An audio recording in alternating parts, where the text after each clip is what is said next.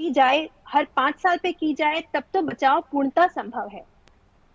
दूसरा, वैक्सीन की अगर बात करें तो वैक्सीन जो है, हम 9 साल से 15 साल की उम्र में वैक्सीन 2 डोजेस दे सकते हैं, और 15 साल से 40 साल तक भी हम महिलाओं को 3 डोजेस एचपीवी वैक्सीन की दे सकते हैं। तो वैक्सीन भी बहुत बहुत उपयोगी है, बहुत आसानी से बचाव करती है। इसके अलावा महिलाओं को ये भी पता होना चाहिए कि कौन से ऐसे सिम्टम्स हैं जो दर्शाते हैं कि ये सर्विक्स का कैंसर है।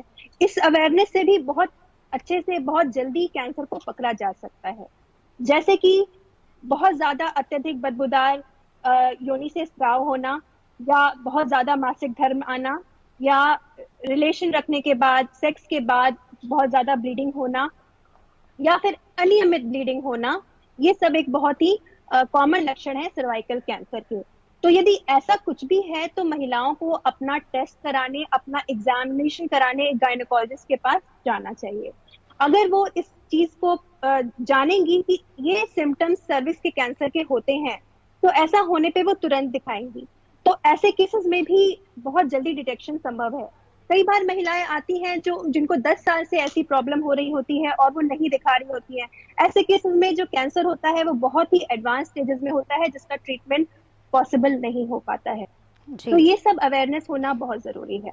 जी, अवेयरनेस की बात कर रहे हैं क्योंकि आप इस फील्ड से हैं एंड आप जानते हैं, अगर हम भारत की बात करें तो भारत में कितनी महिलाएं हैं जो इसको लेकर अवेयर हैं? मैंने एक स्टडी करी थी दिल्ली की महिलाओं में जी अवेयरनेस के बारे में, और आशा वर्कर में अवेयरनेस के बारे में। जी तो एक जनरल पॉपुलेशन डिस्ट्रिक्ट की महिलाएं जो कि मध्यम वर्ग की और लोअर स्ट्रेटा से बिलोंग करती हैं, उनमें 10% ही महिलाएं थी जो लगभग पूर्णतः सब कुछ जानती थी सर्विक्स कैंसर के बारे में। बाकी 90% महिलाओं को नहीं पता था। और अगर हम अपनी आशा बहनों की बात करें, आशा बहनें इसलिए बहुत जरूरी हैं कि वो ग्रास रूट वर्कर हैं, वो जाकर के और अपनी नॉलेज को बढ़ाती हैं। तो उनमें भी 20 से 30% ही आशा वर्कर्स थी, आशा बहनें थी जिन्हें सर्विक्स के कैंसर के बारे में पूर्णतः पता था, बाकियों को नहीं पता था। हम ये बहुत बेसिक लेवल की बात कर रहे हैं, बहुत बेसिक नॉलेज की बात कर रहे हैं। तो इसलिए अवेयरनेस हमारे देश में बहुत कम है। और ये मैं स्क्रीनिंग की बातें कर रही हूँ और सर्विक्स के कैंसर के सिम्टम्स की बात कर रही हूँ। अगर एचपीवी वैक्सीन को देखा जाए तो वैक्सीन की अवेयरनेस आशा में और महिलाओं में 5% से भी कम था। ये जी बहुत ही कम अवेयरनेस का परसेंटेज है, और इसको बहुत ज्यादा बढ़ाने की जरूरत है। जी अब आते हैं मिस्टर सुमित पे। मेरा जो अगला सवाल है वो सर आपसे है कि जब बात पैप स्मेयर और लिक्विड बेस्ड साइटोलॉजी की आती है तो आप इसके बारे में थोड़ा बताइए कि ये क्या है? सो पैप स्पेयर एक सर्विक्स में स्वॉब डालते हैं, जैसे कॉटन बड टाइप का होता है, या हमने कोविड में देखा। और सर्वाइकल सेल्स को हम उसमें स्वॉब को करके निकालते हैं। जी तो उसको एक स्लाइड पे हम वो करते हैं, स्प्रेड करते हैं, और उसको एक पैथोलॉजिस्ट जो डॉक्टर स्पेशलिस्ट होता है वो देखता है स्लाइड को, और वो सेल्स को देख के उसको पहचान होती है कि ये सर्वाइकल, ये जो सेल्स हैं, इनमें कोई लीजन या ग्रोथ तो नहीं हो रहा है। तो इसमें खाली दिक्कत ये होती है कि जहां आपने टेस्ट किया, अगर जी गायनोकोलॉजिस्ट है या कोई अच्छा ट्रेन्ड पर्सन है, तब तो वो स्मेयर अच्छा हो जाता है और पैथोलॉजिस्ट को देख सकता है। लेकिन हम अगर गांव-गांव जाएंगे तो ये मुमकिन नहीं है। सो लिक्विड बेस्ड साइटोलॉजी में भी स्वॉब वैसे ही लिया जाता है जैसे पैप स्मेयर में लिया जाता है, लेकिन इसको एक लिक्विड मीडियम में, जैसे हम घुमा के मिला देते हैं, और फिर एक ऑटोमेटेड मशीन के थ्रू उसकी स्लाइड बनती है। तो गांव में चाहे वो आशा वर्कर हो, चाहे जी वो ऑक्सिलरी नर्स मिडवाइफ हो, वो भी किसी के घर में जाके या पीएचसी में टेस्ट करके वो लिक्विड बेस्ड साइटोलॉजी के जरिए लैब में भेज के उसकी स्लाइड बन सकती है, और फिर हमको जो रिजल्ट मिलेगा वो मतलब सेफ होगा, उसमें गलती की चांसेस बहुत कम हो जाएंगे। जी सर, यहाँ पे आपसे जो मेरा अगला सवाल है वो ये है कि जो स्क्रीनिंग और इंजेक्शन की बातों में जो बोला जाता है कि कई बार वो प्रिवेंटेड, उसकी जो कुछ प्रिवेंशंस हैं या कुछ ऐसे प्रिवेंटेड मेजर्स हैं, थोड़ा टच मैं चाहती हूँ आप उस पर भी दें। मैं मैडम को बोलूंगा वैक्सीन के क्या प्रिवेंटिव आइडियाज हैं, डॉक्टर साहब बेटर जानेंगी। ओके। जैसा कि मैंने आप लोगों को बताया कि एचपीवी जो इन्फेक्शन है वो 99% केसेस में स्क्वैमस सेल कैंसर सर्विक्स का कॉज करता है, यानी कि एचपीवी ही मुख्य कारण है सर्विक्स के कैंसर का। और ये भी मैंने बताया कि अन्य कैंसर में हमें ये नहीं पता कि क्या कारण है। तो जिस कैंसर में हमें पता है कि एचपीवी ही कारण है, तो इस वैक्सीनेशन से इस कैंसर से बचना बहुत ही आसान है। तो जो एचपीवी वैक्सीन होता है वो अन्य वैक्सीन की तरह ही है। वो HPV, specially high risk HPV जो कि कैंसर कॉज करता है, उनके अगेंस्ट लड़ता है, उनके इन्फेक्शन से बचाता है जी। और उनके फर्दर इन्फेक्शन को भी रोकता है जी। ये भी कहा जाता है कि अभी नई स्टडी आई है कि सिंगल डोज एचपीवी वैक्सीन भी काफी इफेक्टिव है एचपीवी इन्फेक्शन से बचने में।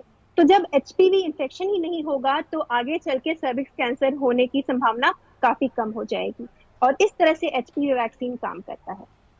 जी डॉक्टर, यहाँ पे आपसे ये भी जानना चाहूँगी क्योंकि बहुत सारी महिलाएं आप डेली डील करते हैं उनके साथ, तो जो क्योंकि प्री स्टेज हम यहाँ पे ये पूछना चाहेंगे कि कई बार हेजिटेशन इतनी कर लेती हैं महिलाएं, जैसे आपने भी पहले कहा कि नहीं इतना शेयर कर पाती, लेकिन कितना ज़रूरी हो जाता है कि अपना डायग्नोस करवाना, क्योंकि डायग्नोस एक वो पहली स्टेज है जहाँ से डॉक्टर्स जो हैं वो जान पाते हैं।